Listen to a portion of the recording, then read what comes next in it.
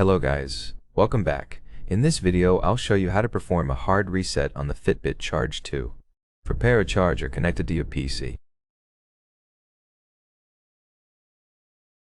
Connect the charger to your band.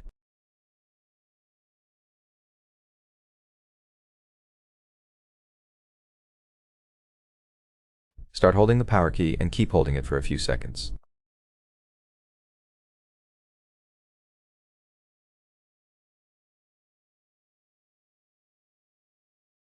When the screen goes dark, release the power key.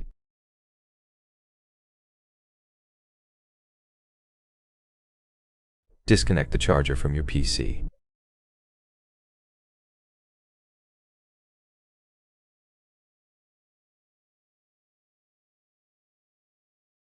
Confirmation screen will appear, meaning the hard reset is complete.